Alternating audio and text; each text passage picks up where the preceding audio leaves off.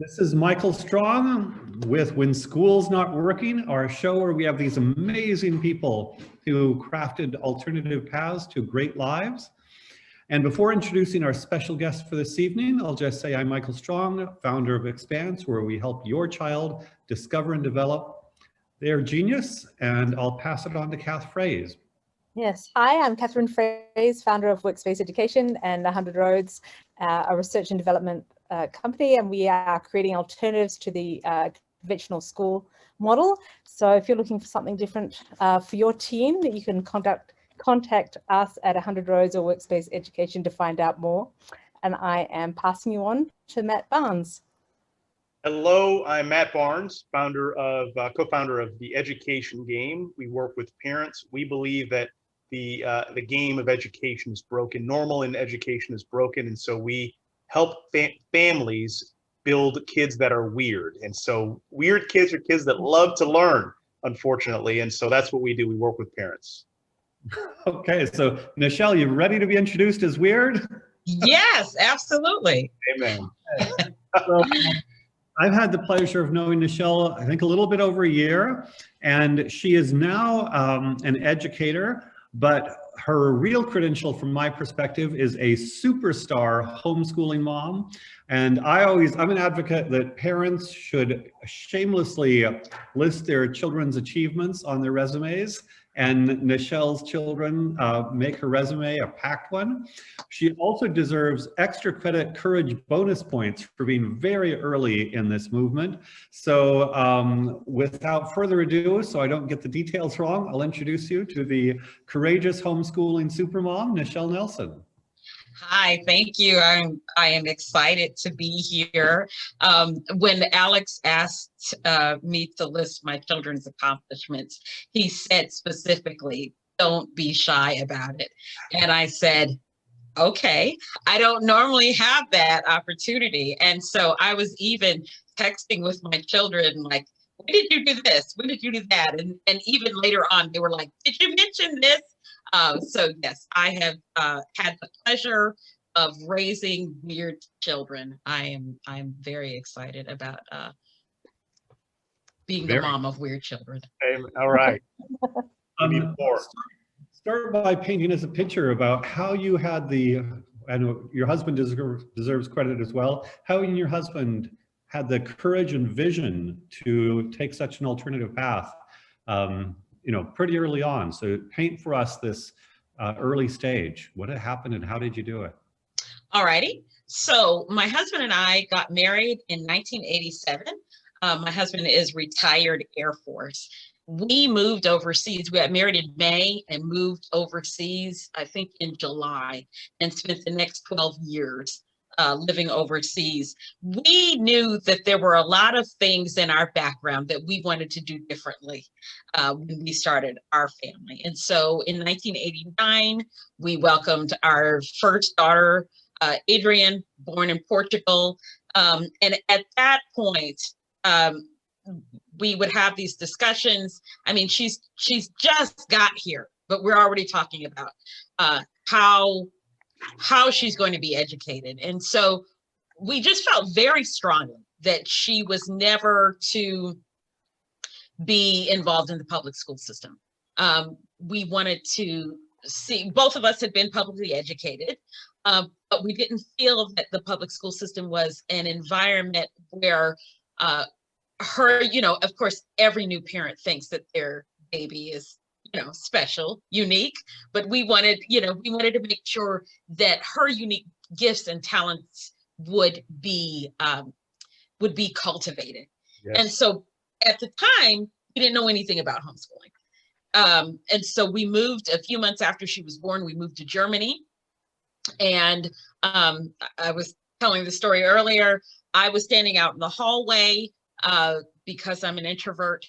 And my husband was in the fellowship hall talking to everyone because he's an extrovert. And he comes running to me and he says, you have got to meet this lady. She teaches her own children. And the words that came out of my mouth were, and your point is, at this time, Adrian was barely a year old. And I'm going on everything that the public school has taught me about me, that I don't finish projects, that my attention span is too short. There's no way that I could possibly homeschool or teach. At that time, I don't even think we were calling it homeschooling, that I could teach my own children.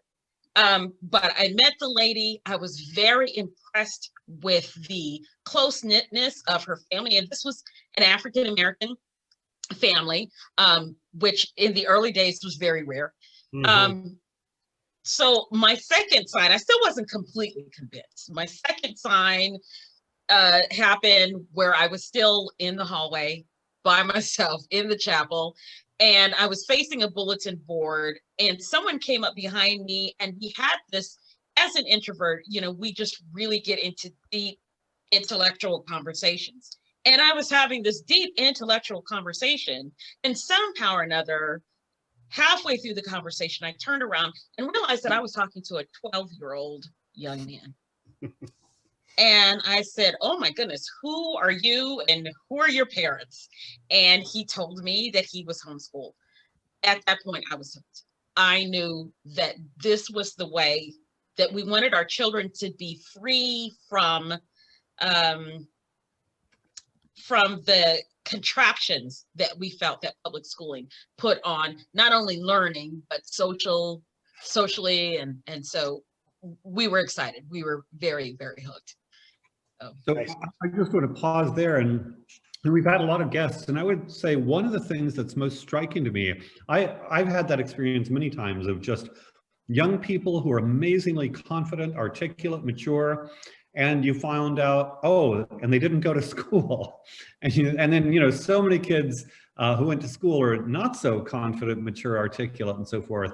You're kind of like, wow. So one of the things that many of our guests have said is they recognize that. So I want to give you kudos for recognizing how important that is.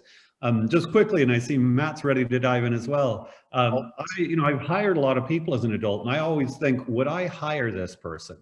And I would say most, 13, 14, 15-year-old homeschoolers, I'd hire them. Most public school 13, 14, 15-year-olds, even if they're a straight A student, no way would I hire them.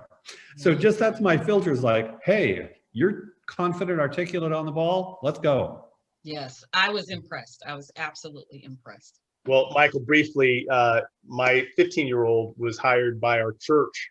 She's actually operating as the administrator at our church, interacting with people all over the place. And so she's, I think you would hire her. So Nichelle, you were a bit of a trailblazer. Tell me more a little bit about how, I think you mentioned when we were talking earlier that you were afraid of, or didn't feel like you had the confidence to take on this. How did you, one, recognize that you actually did have the confidence? And then what were some of the systems and supports that came in to give you that support and confidence that you needed? Right. So there is a saying, I meant to look that up earlier. It's just something about don't doubt your ability to teach your children, doubt the system that made you feel that you couldn't teach your children. And I probably have undiagnosed attention deficit. I was never able to, I can remember my second grade teacher just really hammering me about finishing this project where I had to pretty much do the same thing 22 times. We were giving out, I think it was like a Mother's Day thing. And like I had to color the same page for everyone's book to give to their mother. And I remember just how daunting it was to have to do the same thing 22 times. And so that left me with a fear that somehow or another I would mess up my children. That was the biggest fear, was that my children would be hopelessly messed up. And so I didn't fully commit all the way in the beginning. I started out, now I knew that I could teach a child to read. I had actually, when I was 14, taught my sister, who was 4, I taught her to read before kindergarten. That caused some trouble because she went into kindergarten already knowing how to read. And she was very high strung, so she didn't want to sit while everyone else was just learning her letters. Yes. But I knew that I could at least, if I couldn't do anything else, that I could at least teach my child to read. And not only teach her to read, but to give her the passion for reading that I had, because I was an avid reader as a child. So I committed to preschool. And then once we got through that, I got a little bit more confident, and I thought, well, okay, maybe I can do kindergarten too. And then maybe I got to say, well, maybe I'll just do second grade. So I didn't commit fully until I saw progress. Well, that's actually really smart. I think a lot of parents say, I can't do it all. What we're really talking about is just doing 1 day or 1 week and then going to the next week. And so that's really smart. Thank you for that. That's helpful. Right. Yes. I'd like to say, I hear from a lot of parents that they think that homeschooling is going to be like trying to get their kids to do homework, like when they come back from school and they've got to sit down and do 3 hours of homework or a lot of homework. And that it's kind of, that's what they think homeschooling would be like. Was that your experience? So there were some, we were a military family. We did have to have some kind of discipline. Our children were not allowed to have school in their pajamas. That was a common question. That was, not that there's anything wrong with it, but my husband is a, military guy. We had to have some semblance of discipline, but it didn't have to take as long.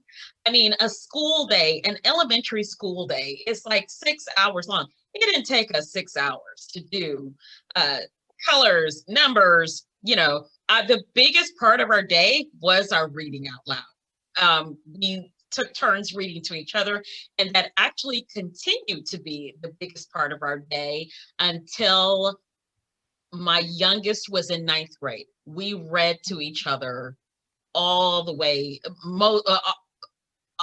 up to high school, when we were just too busy to continue it. And now we have a common language, like we can say a phrase from a book that will speak. I said something, we just came off a road trip, and I said something to my older daughter. I said something, it would be nice if so-and-so could sleep. And my husband said, why are you always trying to put people to sleep? Well, my daughter knew that's a reference to a book that we read. And I'm very proud of that. I'm very proud of that common language that we have, shared language that we have because of our. So beautiful. I read to my children, and my wife and I, we would read to our children, and actually even before the children could read, they'd see us reading, and the kids would start, turning pages, and they kind of learned to read through osmosis because it's such a family tradition. But I think it is such a beautiful family tradition and so simple. It's within access of every family in the world, certainly in the US, pretty much. And what a beautiful tradition. Absolutely. So lots of strands here. We want to go back to the pedagogy side later, but I don't want to let go of the courage side. So you mentioned earlier you got some pushback. I want to hear more about the pushback you got on this and how you stood up in the face of that pushback. Okay. So when we would come home to visit family, and my husband's family is from the East Coast, and they are very direct. They just come right out and say it. What are you doing? They were not happy with our homeschooling. My mother and my mother's side of the family, we are Midwestern. They're not quite as direct, but they, kind of beat around the bush. How long are you going to do this? There's no other Black people doing this. Lots of another big thing that I got from a family member was that I was not educated enough to do this. I left college when I got married. I had maybe 2 years of college. And I even had one family member say something about, well, what are you going to do when it's time for them to learn trigonometry? Well, at the time, they were just learning long division. Right. And I think a lot of times people put that pressure on homeschool parents. you don't have to worry about trigonometry in the second grade. You really don't. And then by the time you get up to that, either you have learned along with them, or you find resources to help you with that. So yeah, there was a lot of familial pressure. And then when we left Germany and moved to Okinawa, our church had their own church school. And we had heard this phrase before we left Germany, that if you don't have a vision for yourself, you will take someone else's vision on. And that was our resistance to putting our children in the church school, is that we were homeschooling before we got here, and we were fully supportive of the church in other means. But by this time, homeschooling had not only become our educational choice, it had become our lifestyle choice. Mm-hmm. And that did not fit in with waking up at 5 o'clock in the morning. So. Right. That's fantastic. If I could go a little bit deeper into the pushback from the African-American community on this. My parents, my mom was a teacher, grandmother was a teacher, great-grandmother was a teacher. We have tons of teachers in our family, and there's an alignment there with the traditional public school from a kind of educational point of view. Did you feel any of that pressure? Is that some of what was lurking there as well, do you think? Actually, the only pressure I felt from African Americans was family. Overseas, military communities, many of, as I said, the very first homeschooling family I met was an African American family. Military families embraced homeschooling long before it became mainstream in America. Interesting. Is that, do you have a hypothesis for why that's the case? Well, within the militaries, particularly living overseas, you don't have a whole lot of choice. There's a lot of, I'm sure, politics that go on in the public school system based on the service members, rank. My dad's a colonel, your dad's a sergeant, that sort of thing. There were Christian schools, but they were financially sometimes just way out of range. And so as military people whose service member may be deployed at any time, there's a great deal of independence in a military community. And so being able to, dad's home from TDY, let's not have school, let's just play with dad. There's a whole lot of flexibility that you can have as a military family that you cannot, that is not necessarily part of normal civilian life. That makes sense. I never thought of that. I would also guess just that you move every few years and you disrupt the natural rhythms of school. And if you have your own educational model, then the rhythms just move with you. So anyway, sorry, Kath, I think you were going to say something. No, I was just going to say. Let me add on to that too. One of the things that you do learn as well is how other countries do school. And so one of the things that we learned was, particularly when early on, was that the American public school system is 180 days of school a year. Yes. I think when we were living in Germany, we learned theirs was 220. And when we moved to Okinawa, Japanese was 240. And so we really couldn't understand why American school system felt like they needed all of this time off. So we developed, we homeschooled throughout the year, and we took breaks when we needed to, rather than following the American public school model. I'm sorry, Catherine. No, I talked to you earlier, and I'm really fascinated by what you're talking about in middle school, about how important that exploration is for them sort of finding their passion. Yes. And then setting themselves up for high school and for their futures after that. And I'm just so impressed how you really embraced your children's unique interests and really fueled their self-identity. Can you explain your philosophy around that?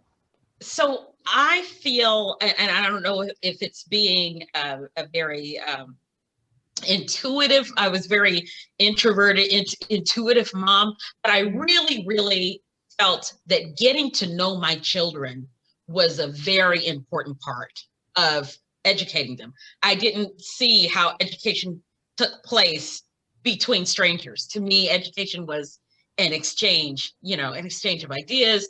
And so when our oldest daughter really started getting into dance when she was 4 or 5 years old, we let her explore that. And even times that we felt like economically it wasn't going to work out, something would always happen, and like the class would be knocked down half price.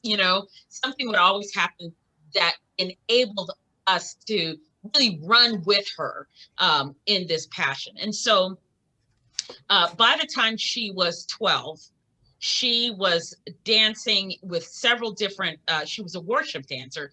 She danced with several different ministries. She had started her own, and then very suddenly, right after she turned 13, she passed away from a brain tumor that we were only aware of for 72 hours.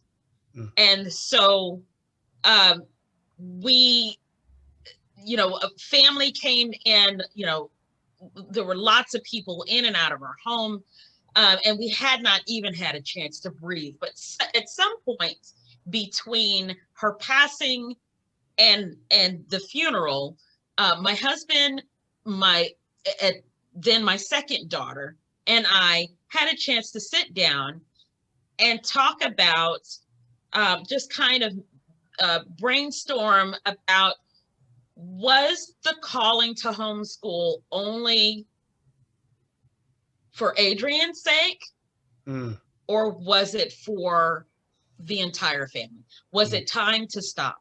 By this time, we had been in the States for 2 years, and there had been, again, much more pressure from family, because they just assumed that when we came back to the States, we would put our kids in school. And we sat down and we talked about it, and then we decided that putting a grieving child into a middle school environment who had never been to school before was probably not a good idea. And so homeschooling through grief became something that was a hallmark to our family. We could let her do as much or as little school as she needed to do at that time. We also had 2 younger ones. They were 5 and 3, so it didn't have the same impact on them as it had on our second daughter, who had never slept in a room that her older sister hadn't been in. They were 20 months apart. Wow. So at that point, the other thing is that because Adrian had been a worship dancer, she was known in the community as a worship dancer. So when people would say, well, the Nelsons lost their child, and they would say, oh no, which one? The dancer. So it was like she was known for that. And we did not want Brandis to have any less self-knowledge of her passion and her thing, but they started out in dance together, but they did not continue. And we needed to make sure that she knew who she was. Yeah. And so I like to say, after that, I reinvented myself for every child. Whatever she was passionate about, I ran with her. That's when we found out about the National History Day competition, and which she is still very passionate about. And so I ran with her with that. I became history mom to her. I became science mom to our son. I became Girl Scout mom to our youngest. So whatever they were passionate about, because life sometimes knocks you down, and you need to know who you are when it's time to get back up again. And so that was very important to us, for them to know who they were.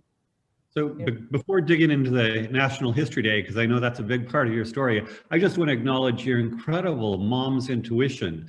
Things like, hey, when dad's home on leave, maybe the kids should spend more time with him. Or things like, of course, learning is about having a close personal relationship, and how can you learn from a stranger? Right. Or finally, during grief, do you send a kid to a middle school? No way. But in every case, what I'm hearing is this really powerful, wonderful intuition that's just right on. And so I wish I could share your intuition with millions of families around the world who need it. Well, I have to say big props to my husband too, because like he just backed me up so much when when we would have some financial troubles and family would say, well, why doesn't Nichelle just put her kid in school and get a job? He said, no, she has a job. She's educating our children. And so big props to my husband for always being my backup. Fantastic. And I know we're going to hear more about your amazing kids, and later I'm sure we'll talk more about that. I wanted to ask a little bit more about your community. You've mentioned your church community. A lot of times when I work with parents, that's one of the early questions, to get a sense of how connected are they and how much can they pull in other people from their community to help to be another set of eyes and ears. Tell me about how you interacted with the broader community in your life, whether that be church or other homeschool families, to help support your kids. Right. Well, I feel so fortunate to have homeschooled in Austin, Texas, because homeschooling is really, really big here.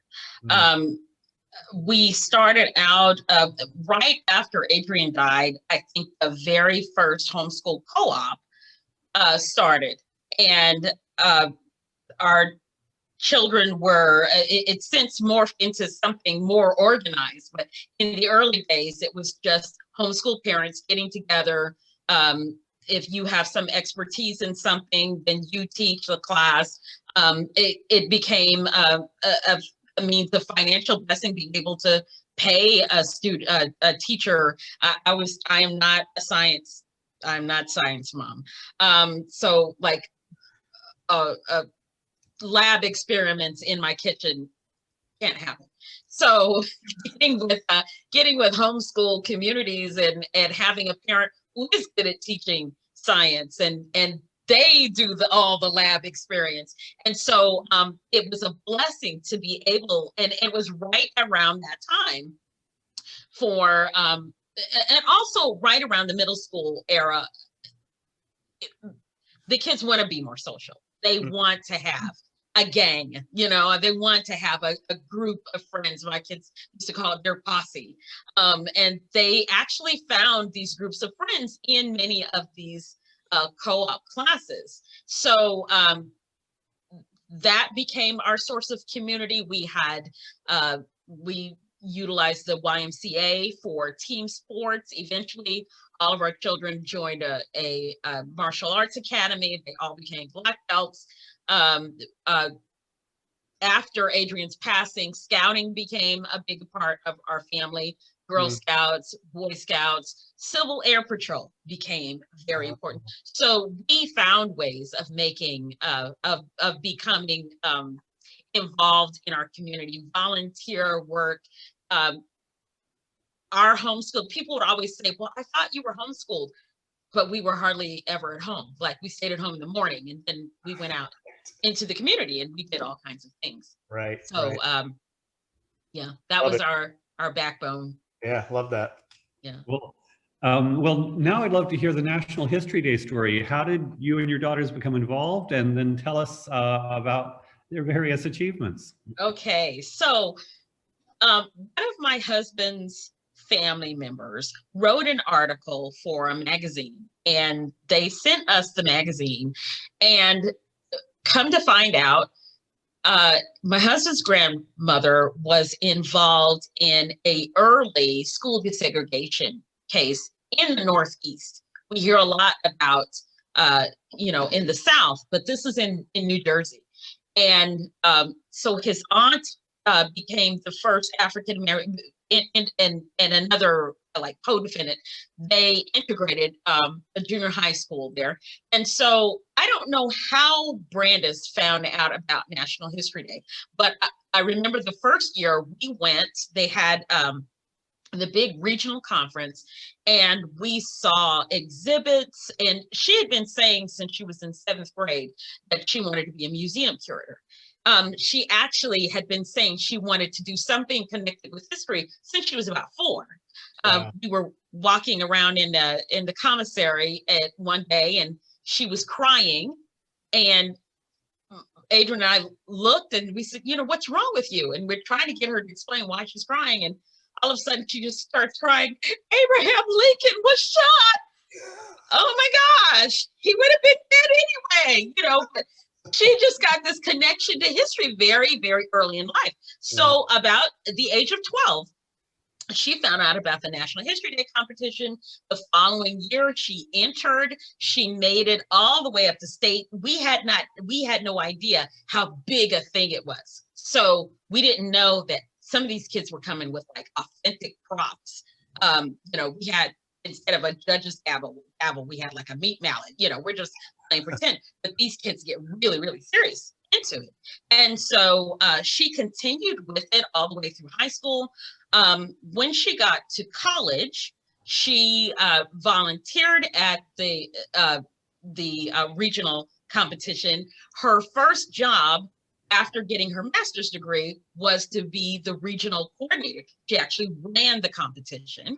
And then our younger daughter, when she got to be 7th grade, it was a rite of passage in our house around 7th grade. You got to go to the homeschool co-op and take a few classes. One of the classes that she took was a National History Day competition, a theater, like a theater class, and a performance. That's what it was, performance.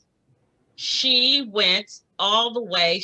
They won first place in regionals, first place in state, and second place in the nation.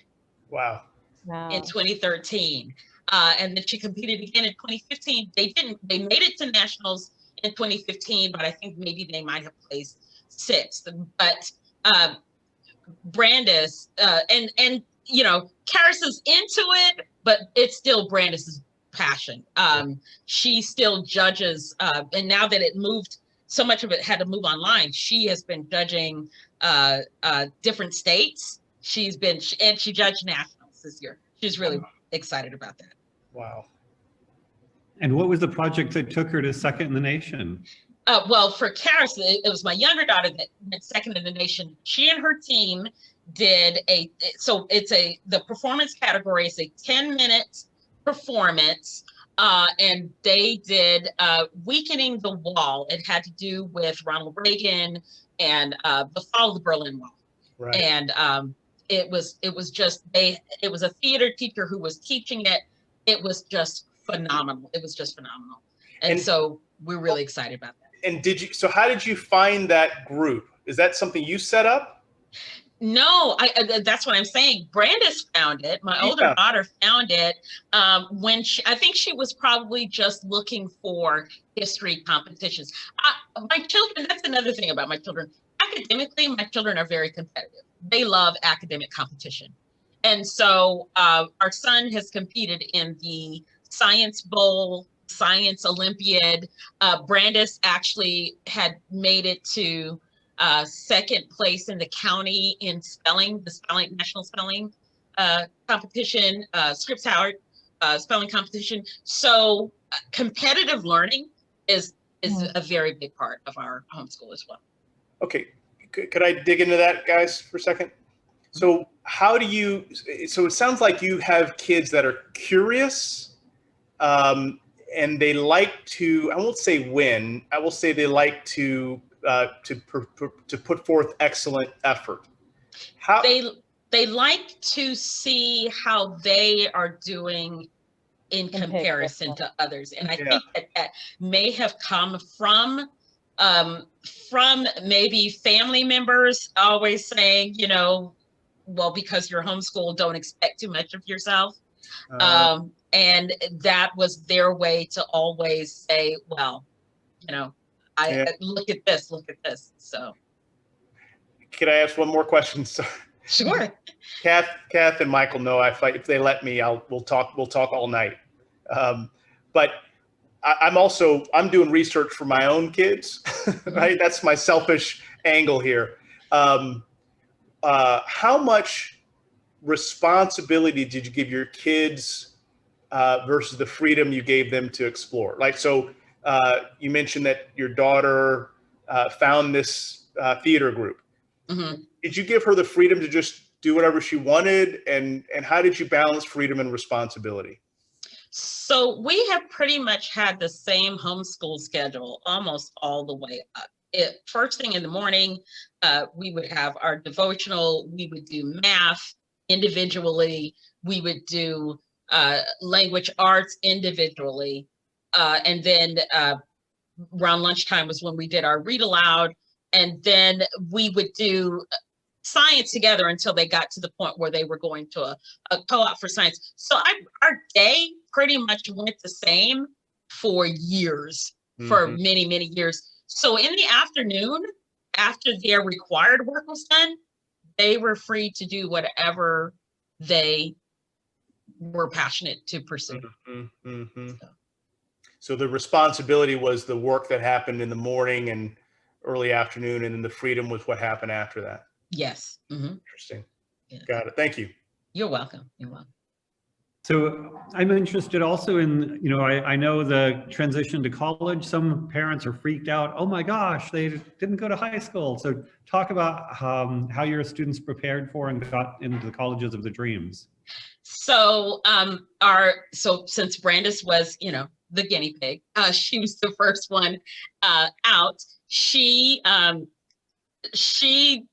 found out she did. I think she took a class from at one of the co-ops, a college and career planning class, and that helped her to see that some colleges were better for some career paths than others. And so she found out that Baylor, at the time, Baylor I think only had an undergraduate degree in museum studies. So she found out about the premiere, and, Daddy, let's go to Baylor. Baylor's about an hour and a half away from us. And so, we were basically dragged up to Baylor. We had, stay there all day. She fell in love with Baylor. She fell in love with their museum studies program. And she did, and I have other parents ask me questions like about the college application process. I really can't tell you. Our children are that independent that they did it. She did it herself. So, I mean, she would ask questions about, financials or, things like that, but she pretty much did it all on her own. And so she got, and I remember, and I did, and I can understand this from other homeschool parents. By the time I got to like senior year, I was panicked. What did I do? Did I do the right thing? Oh my God, I've messed her up. And she wants to go, she's applying, so she applied to Baylor and UT. And I thought, oh my gosh, what is she gonna do against this big institution of health? And I just had a complete panic attack. And, when I have panic attacks, my children just kind of roll their eyes at me and just keep on going. It's just Mom. Okay. And she got in, and she got into Baylor. She got in, I think that they had 35,000 freshman applications. They accepted 3,500. So like about 10% of them. And she got in.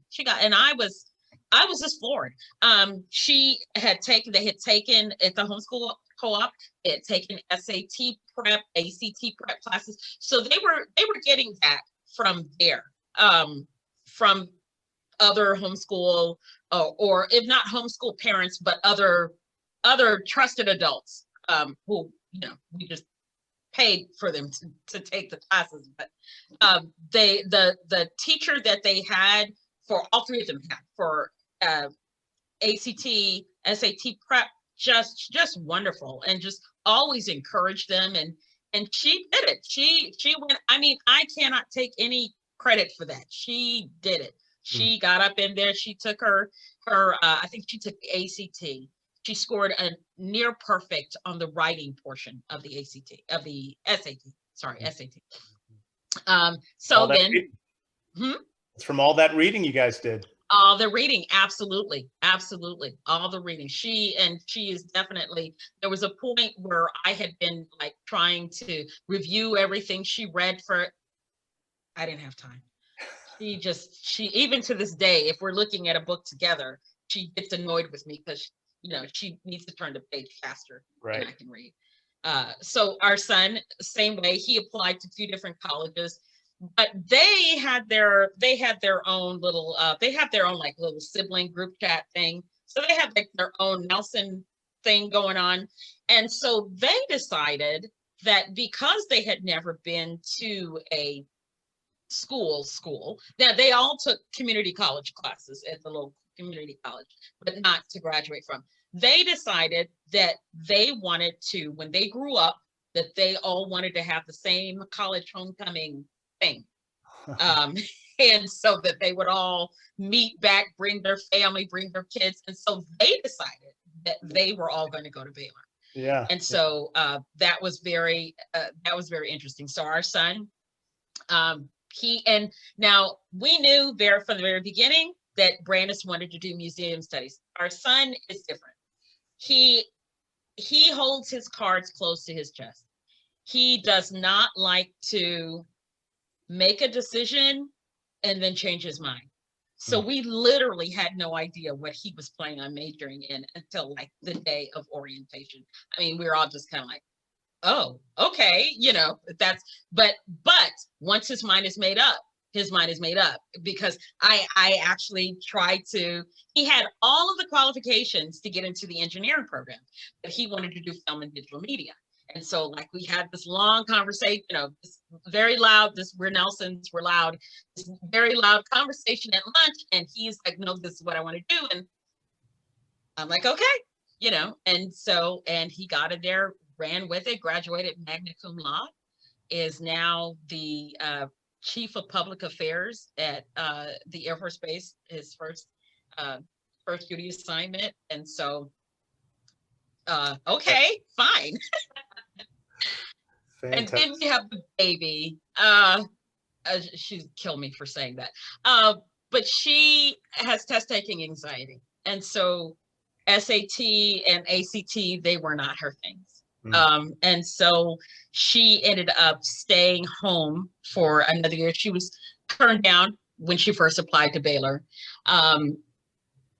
But we have always taught our children, you are not your grades. You are not a number.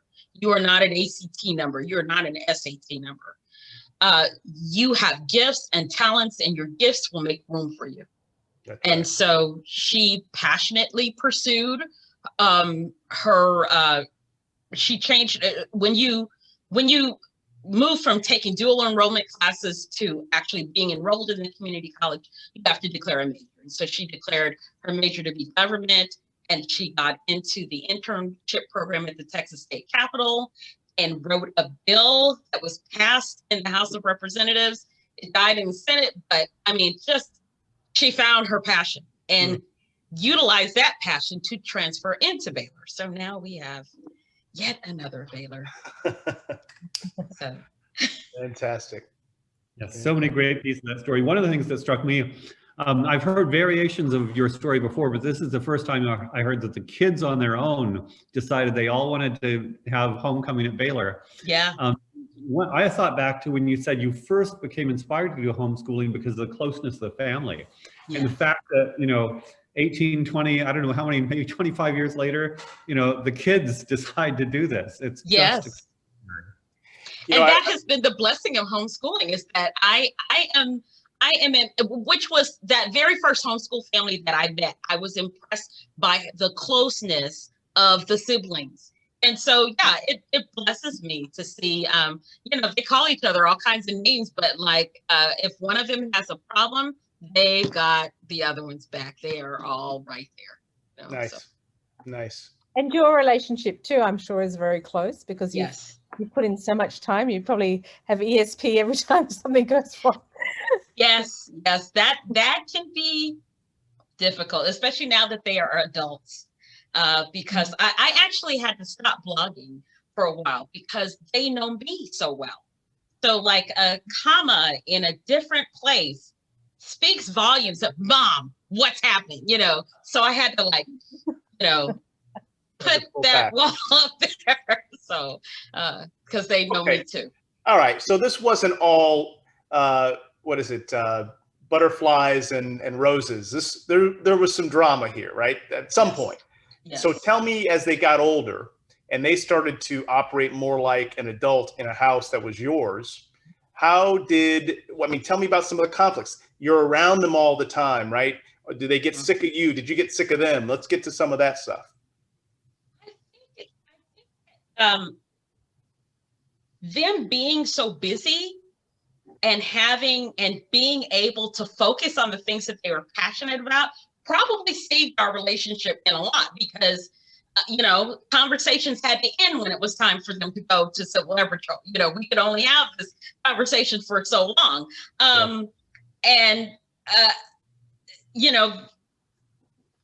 Teenagers are not fun. I definitely was challenged in those years by hormones and attitudes, and but I really feel that honing in on what it is what they wanted to do at least help them, because sometimes it might mean, well, you know what, until you get your attitude together, you don't get to go. And you will sit here with me, until we can get it together. Then you can go. And I think we did have that conversation with at least one of them. The karate school, they were very respectful. Yes, sir, yes, ma'am. But sometimes they wanted to speak a little bit different at home. And we had to remind them, listen here, we're paying a lot of money for you to go there and say yes, sir, and yes, ma'am to them. So, you might need to sit down and for a little while until you can remember that we deserve that same respect. And so, yeah, we definitely had some hormonal. Yes. Okay. All right. So it wasn't all just nothing but smiles the whole time. Oh, no. And even our children are not fond of math. And so that was always one of the things that my husband and we never wanted to punish our child if they were having trouble in a subject area. But sometimes some character issues popped up in regards to, some not truthfulness about things that were not finished, and so those things had to be dealt with. But it was usually always around math. Yeah. I'd like to know. Oh, I'm sorry, Michael. Go ahead, Kath. Well, I'd like to know how they feel now in hindsight about homeschooling. That is a great question. Because that was one of my biggest fears. And even once they got to high school, so our older daughter, Brandis, was actually taking, for a little bit, she was sending her work to, it's kind of like a correspondence school, until we figured out that we really didn't need all of that. And so we talked one time about the possibility of her going to high school, public school, high school, just to experience it, but she would do it after she had completed everything that was required for the homeschool high school program, and she would just be there, just experience it. Well, by the time she got to that age, she had so many experiences with public school friends who were cliquish, who were very factious. She actually did go to the public school prom with some friends. We do have now in Austin, we do have a homeschool prom, but she went with them just so she could kind of figure it out. Now all of them are they are all pro homeschooling. All pro homeschooling. Even my son, in his office, one of his coworkers was also homeschooled, and she did not have a positive homeschool experience. And so they have had conversations where she has been convinced, and she's a mom now, that homeschooling is a great thing. Is just maybe my experience with homeschooling wasn't a great thing. Interesting. She didn't get to experience life outside of, everything was insular. Right. And so they are all very pro homeschooling. Just on the math, did at some point they quit doing math, or were there external forces? I'm interested in them being so successful, and I'm wondering, but not liking math, and wondering, did they just sort of drag through it? Did they quit doing it? What was the math situation in high school? I think Brandis went all the way up to Algebra 2. She took enough math to do as well as she was going to do on the SAT, and I believe that she has probably texted me in the last year and said, see, I didn't need it. I didn't need math anyway. Our son originally, so the plan for our son, he was very excited about joining Civil Air Patrol. He knew that he wanted to be affiliated with the Air Force. And so he, at 12, we went to the Air Force Academy. We had a friend who was a cadet. He got to take him on the inside tour.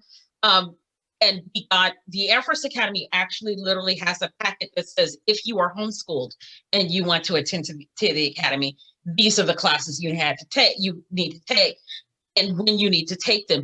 And so I told him, I said, we will follow this plan, whether you decide to go or not, because this is a good plan. And even if you decide not to go to the academy, you can go anywhere. And so he did, I think he went all the way up to pre-calculus. And again, taking it at the homeschool co-op. I can teach algebra. I cannot necessarily teach Nelson children algebra. They don't want to hear that from me. So sometimes it's better for your child, particularly, and that's another reason why I say 7th grade, around the age of 12. After having been homeschooled their whole lives, learning to now be accountable to someone other than just mom is very important. It is very important for them to learn that there are other people with different expectations, and that they need to communicate those expectations, because everyone is not going to make, the world just nice and cushy place for you. You've got to learn how to communicate with another teacher.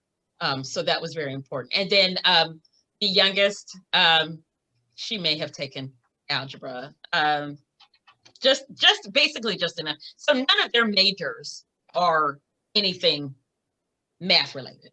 Got it. So we're letting Kath and Matt ask their last questions. I often tell parents that I think if a child is a reader, about 80% of their education is done. And part of what I'm getting there is, your son, because he was motivated, it sounds like he did the math he needed to go, in that direction, engineering if he wanted. And the girls are great, and sounds like they were all readers. The reading thing, you nailed. Yes, absolutely. Absolutely.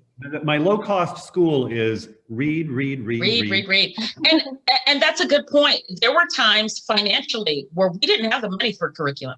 I literally used the library, the public library system, to teach everything. There were several years. My husband's in the IT industry, and which has its ups and downs. And so when we didn't have the money, we had library cards. Got it. So Matt, do you want to ask the Barnes question? Yeah, sure. We'll start. So first off, you're amazing. You're an inspiration to me and hopefully many others. So thank you for your time. The question I want to ask you is, what would be one thing that you would change in the public school system if you could wave your magic wand and change that? What's one thing?